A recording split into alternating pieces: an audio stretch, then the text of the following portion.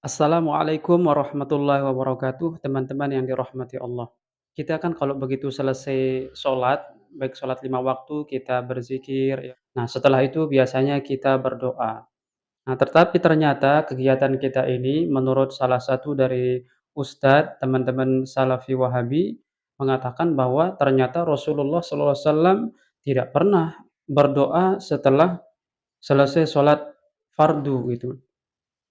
Jadi kalau kita berdoa setelah selesai sholat fardu, maka itu adalah perbuatan bid'ah, tidak ada contohnya dari Nabi Shallallahu Alaihi Wasallam.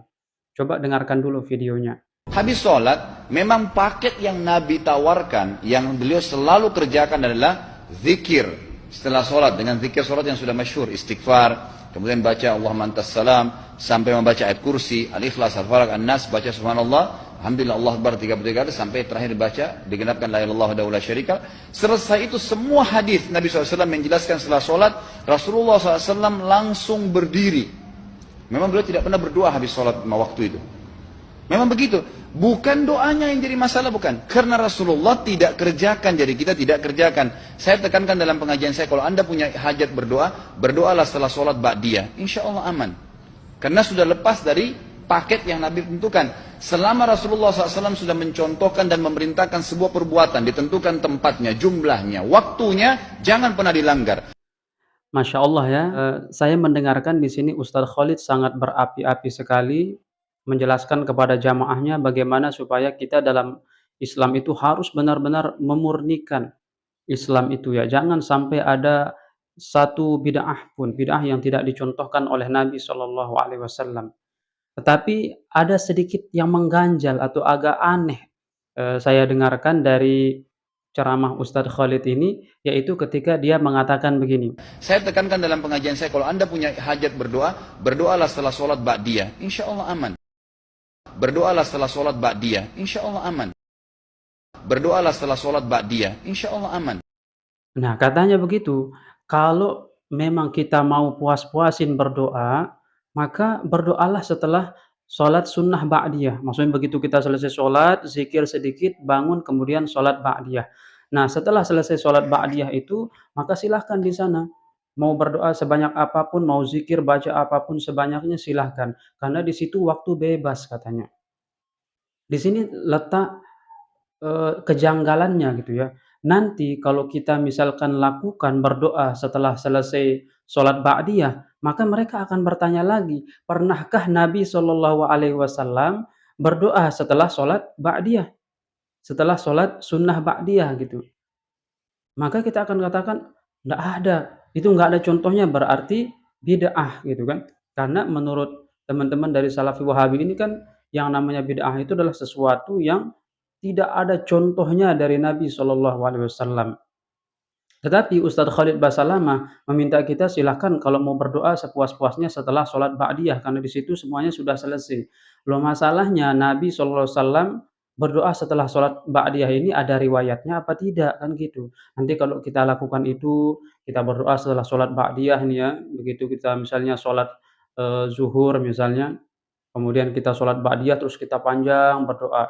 Mereka akan mengatakan lagi, "Mana dalilnya Nabi SAW berdoa setelah sholat ba'diyah?" Kita ini beragama ini perlu contoh. Nabi tidak pernah mencontohkan berdoa setelah sholat sunnah ba'diyah. Kenapa kalian ini berdoa setelah sholat sunnah ba'diyah? Kan nanti akan diprotes begitu lagi. Nah, ini letak kejanggalan dari penjelasan Ustadz Khalid Basalamah. Ini akan membuat kita menjadi serba salah begitu kalau kita selalu menunggu contoh real dari Nabi Shallallahu Alaihi Wasallam. Nabi Shallallahu Alaihi Wasallam menyuruh kita berdoa sebanyak-banyaknya kepada Allah Subhanahu wa taala. Doa itu ada yang ditentukan waktunya, ada juga doa yang bebas kapanpun kita mau berdoa. Nah, setelah sholat dan zikir kita bebas mau ngapain saja, mau buka HP boleh, mau ngobrol sama teman keluar dari masjid boleh, mau salaman ya boleh, mau ngapain aja kan boleh. Nah, masa berdoa menjadi tidak boleh dan kita tunggu ada dalilnya dari Nabi Shallallahu Alaihi Wasallam? Ini malah dikasih saran yang nanti akan menimbulkan perdebatan lagi. Berdoalah sebanyak-banyaknya setelah selesai sholat sunnah ba'diyah. Bukankah itu nanti akan jadi perkara lagi bagi teman-teman Salafi Wahabi? Mereka pasti akan protes lagi, mana Nabi pernah berdoa setelah sholat sunnah ba'diyah, kan begitu lagi, dicari lagi contohnya mana, begitu kan. Nah, teman-teman yang dirahmati Allah, apakah Nabi SAW benar-benar tidak ada riwayat berdoa setelah sholat maktubah itu? Atau jangan-jangan, tapi kalau kita mengatakan Ustadz Khalid belum baca hadisnya, beliau kan doktor ya. Nah, karena riwayat tentang berdoa, bahkan Nabi menyuruh sahabatnya untuk berdoa setelah sholat wajib itu ada banyak dalilnya ya. Di antaranya ini kita akan tonton video beberapa dalil bahwa Nabi SAW memerintahkan untuk berdoa setelah sholat fardu. Kita dengarkan ya. Dalam kitab Sahih Sunan At-Tirmizi yang ditahqiq oleh Al-Albani, salah satu ulama Wahabi, jilid 3 yang diterbitkan oleh Maktabah Al-Ma'arif, cetakan pertama tahun 2000, halaman 441 sampai 442. Diriwayatkan dari Abu Umamah yang berkata, ditanyakan kepada Rasulullah, "Wahai Rasulullah, doa apa yang paling didengar?" Beliau sallallahu alaihi wa alihi menjawab, "Doa pada saat akhir sepertiga malam dan doa setelah sholat fardu." Kami tegaskan, doa setelah sholat fardu. Dalam kitab Sahih Sunan Abi Daud yang ditahqiq oleh Al-Albani, jilid 1 yang diterbitkan oleh Maktabah Al-Ma'arif, cetakan pertama tahun 1998, halaman 417. Diriwayatkan dari Mu'adz bin Jabal bahwa Rasulullah memegang tangannya seraya bersabda, "Wahai Mu'adz, demi Allah, sungguh aku mencintaimu. Demi Allah, sungguh aku mencintaimu." Lalu beliau sallallahu alaihi wa alihi bersabda, "Aku wasiatkan kepadamu wahai Mu'adz, janganlah kau tinggalkan doa di tiap usai salat. Engkau membaca,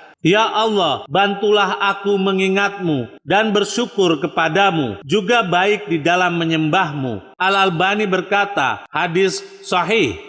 Fathul Bari, karya Ibn Rajab Al-Hambali, salah satu ulama Ahlus Sunnah, jilid 7 yang diterbitkan oleh Maktabah Al-Ghuraba Al-Athariyah, cetakan pertama tahun 1996, halaman 399. Ibn Rajab berkata Al-Qadi Abu Ya'la di dalam kitab Al-Jami Al-Kabir, pernyataan Ahmad secara zahirnya adalah bahwa dia mensunahkan bagi seorang imam mengeraskan bacaan zikir dan doa setelah sholat. Kami tegaskan, mengeraskan bacaan zikir dan doa setelah sholat, yang mana bacaan tersebut didengar oleh makmum, tak lebih dari ini. Dan disebutkan pula oleh Ahmad nas-nas yang menunjukkan bahwa dia mengeraskan sebagian bacaan zikir dan membaca doa dengan suara pelan. Inilah yang lebih jelas. Nah, begitu ya teman-teman. Jadi semuanya apa yang kita lakukan ini sebenarnya semuanya sudah ada dalilnya. Teman-teman dari Salafi Wahabi ini biasanya mereka membaca hadis tetapi tidak tahu caranya beristimbat atau beristidlal terhadap suatu hadis. Sehingga kadang-kadang pendapat mereka malah menyalahi dari sunnah dan mereka merasa menjadi orang yang paling sunnah. Nah, mudah-mudahan pembahasan video ini bermanfaat teman-teman ya.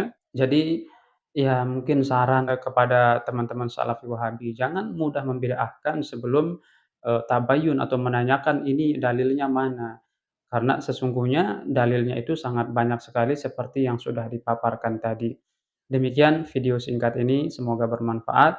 Wabillahi taufiq wal hidayah. Wassalamualaikum warahmatullahi wabarakatuh.